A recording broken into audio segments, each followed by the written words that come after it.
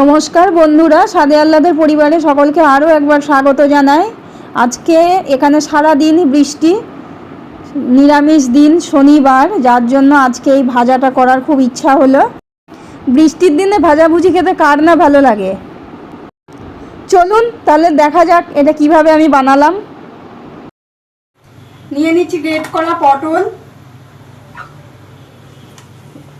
নিয়ে নিচ্ছি গ্রেট করা আলু,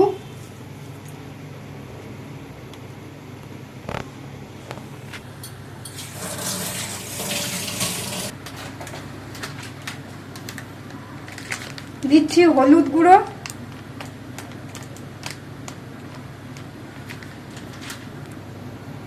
লঙ্কা গুঁড়ো,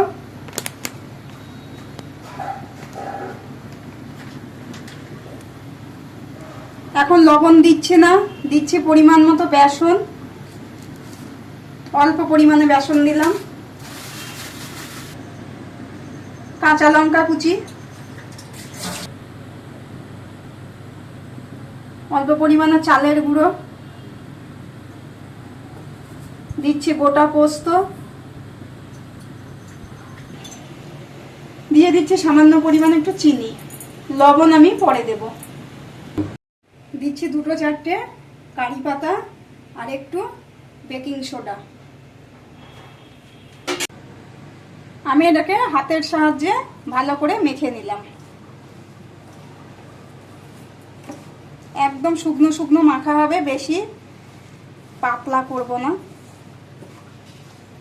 দিচ্ছি 2-4টে কারি পাতা আর একটু বেকিং সোডা।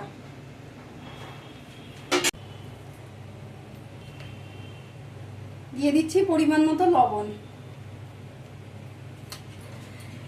আমি এখানে তেল বসিয়ে দিয়ে তেল গরম করতে দিয়ে তারপরে আমি এখানে লবণ দিয়েছি। লবণটা কেন এখন দিলাম সেটা আপনাদের পরে আমি ভেঙে বলবো। বড়াগুলো ভাজা হতে হতে চলুন তাহলে একটু গল্প করে নিই আপনাদের সঙ্গে।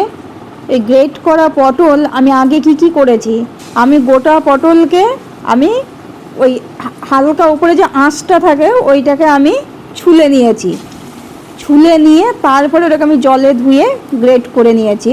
আর আলুটা কি করেছি, আলুটা গ্রেট করে 3-4 বার 5 বার কিন্তু ওটাকে ধুতে হবে। আলুর কোনো রস ওই গ্রেট করা আলুতে থাকলে কিন্তু এটা মুচমুচে হবে না। ওই জন্য খাস্তা বড়া পেতে গেলে আলু 4 বার 5 বার করে ধুতে হবে। ধোয়াটা হচ্ছে মেন আলু। আর লবণটা কেন তখন দিয়েছি, কারণ পটলে তো জল ছেড়েছে না, ওই জন্য আমি লবণটা ভাজার ঠিক আগের মুহূর্তে আমি দিয়ে দিয়েছি। আর লবণটা প্রথমেই দিলে জল ছেড়ে একদম নরম হয়ে যেত, যার জন্য ভাজার আগের মুহূর্তেই এই লবণটা দিতে হবে, দিয়ে তারপরে ভাজতে হবে। বড়াগুলো ভাজার সময় লক্ষ্য রাখতে হবে যে এই গ্যাসের ফ্লেমটা যাতে লো টু মিডিয়ামে থাকে। যদি জোরে দিয়ে যদি ভাজা হয় ভিতর কাঁচা থাকবে আর ওপরগুলো পুড়ে যাবে, খেতে সুস্বাদু হবে না। ওই জন্য লো টু মিডিয়ামে রেখে বড়াগুলো ভাজতে হবে। আমার এই রান্নাটি আপনাদের যদি ভালো লেগে থাকে অবশ্যই চ্যানেলটি সাবস্ক্রাইব করবেন, লাইক ও শেয়ার করবেন। ভালো থাকবেন, সুস্থ থাকবেন। নমস্কার।